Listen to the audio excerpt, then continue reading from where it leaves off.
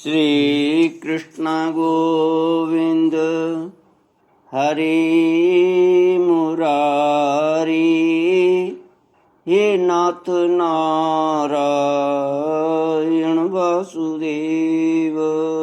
श्री कृष्ण गोविंद हरे मुरारी, हे नाथ नारायण वासुदेव। श्री कृष्ण गोविंद हरे मुरारी, हे नाथ नारायण वासुदेव। ओम नमो भगवते वासुदेवाय। ओम नमो भगवते वासुदेवाय। सच्चिदानंद रूपाय विश्वोत्पत्त्यादि हेतुवे तापत्रय विनाशाय श्री कृष्णाय वयं नमः। श्री कृष्णाय वयं नमः। सच्चित आनंद स्वरूप परमात्मा जो सृष्टि के उत्पत्ति, पालन और संहार करता है तथा जीवों के आध्यात्मिक, आदि दैविक, आदि भौतिक तापों को नष्ट करने वाले हैं, अर्थात जीवों के मानसिक, शारीरिक और भौतिक दुखों को दूर करने वाले हैं, उन श्री कृष्ण भगवान को हम नमस्कार करते हैं। श्री कृष्ण गोविंद हरि मुरारी, हे नाथ नारायण वासुदेव। श्रीमद्भागवत प्रथम स्कंद अथ अष्टादशोऽध्यायः। श्लोक 24 से। सूत उवाच एकदा धनुरुद्यम्य विचरन् मृगयां वने, मृगाननुगतश्रान्तः क्षुधितस्त्रिषुतो भृशम्, जलाशयमचक्षाणः प्रविवेश तमाश्रमम्, ददर्श मुनिमासीनं शान्तं मीलितलोचनम्। सूत जी आगे सौनक आदि ऋषियों को कथा सुनाते हैं। सूत जी कहते हैं, एक दिन राजा परीक्षित धनुष लेकर वन में शिकार खेलने के लिए गए हुए थे। हरिणों के पीछे दौड़ते दौड़ते वे थक गए और उन्हें बड़े जोर की भूख और प्यास लगी। जब कहीं उन्हें कोई जलाशय नहीं मिला, तब वे पास के ही एक ऋषि के आश्रम में घुस गए। उन्होंने देखा कि वहाँ आंखें बंद करके शांत स्वभाव से एक मुनि आसन पर बैठे हुए हैं। इंद्रिय, प्राण, मन और बुद्धि के निरुद्ध हो जाने से वे संसार से ऊपर उठ गए थे। जागृत, स्वप्न, सुषुप्ति तीनों अवस्थाओं से रहित निर्विकार ब्रह्म रूप तुरीय पद में वे स्थित थे। उनका शरीर बिखरी हुई जटाओं से और कृष्ण मृग चर्म से ढका हुआ था। राजा परीक्षित ने ऐसी ही अवस्था में उनसे जल मांगा, क्योंकि प्यास से उनका गला सूखा जा रहा था। जब राजा को वहां बैठने के लिए तिनके का आसन भी न मिला, किसी ने उन्हें भूमि पर भी बैठने को न कहा। अर्घ्य और आदर भरी मीठी बातें तो कहाँ से मिलती। तब अपने को अपमानित सा मानकर वे क्रोध के बस में हो गए। सौनक जी, वे भूख प्यास से छटपटा रहे थे, इसलिए एकाएक उन्हें ब्राह्मण के प्रति ईर्ष्या और क्रोध हो आया। उनके जीवन में इस प्रकार का यह पहला ही अवसर था। वहाँ से लौटते समय उन्होंने क्रोधवश धनुष की नोक से एक मरा हुआ सांप उठाकर ऋषि के गले में डाल दिया और अपनी राजधानी में चले आए। उनके मन में यह बात आई कि इन्होंने जो अपने नेत्र बंद कर रखे हैं सो क्या वास्तव में इन्होंने अपनी सारी इंद्रिय वृत्तियों का निरोध कर लिया है, अथवा इन राजाओं से हमारा क्या प्रयोजन है। यूं सोचकर इन्होंने झूठ मूठ समाधि का ढोंग रच रखा है। उस शमीक मुनि का पुत्र बड़ा तेजस्वी था। वह दूसरे ऋषि कुमारों के साथ पास ही खेल रहा था।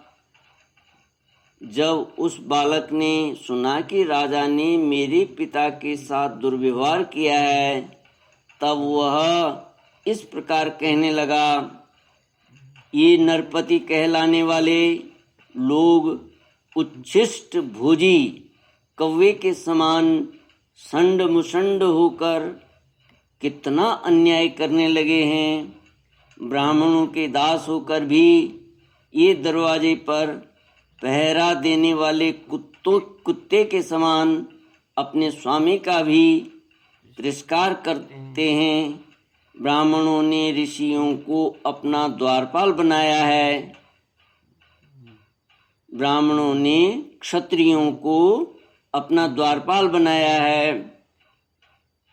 उन्हें द्वार पर रहकर रक्षा करनी चाहिए। घर में घुसकर स्वामी के बर्तनों में खाने का उसे अधिकार नहीं है। अतएव उन मार्गगामियों के शासक भगवान श्री कृष्ण के परम धाम पधार जाने पर इन मर्यादा तोड़ने वालों को आज मैं दंड देता हूँ। मेरा तपोबल देखो। अपने साथी बालकों से इस प्रकार कहकर क्रोध से लाल लाल आंखों वाले उस ऋषि कुमार ने कौशिकी नदी के जल से आचमन करके अपने वाणी रूपी वज्र का प्रयोग किया। कुलांगार परीक्षित ने मेरे पिता का अपमान करके मर्यादा का उल्लंघन किया है, इसलिए मेरी प्रेरणा से आज के 7वें दिन उसे तक्षक सर्प डस लेगा। इसके बाद वह बालक अपने आश्रम पर आया और अपने पिता के गले में सांप देखकर उसे बड़ा दुख हुआ तथा वह दाढ़ मारकर रोने लगा।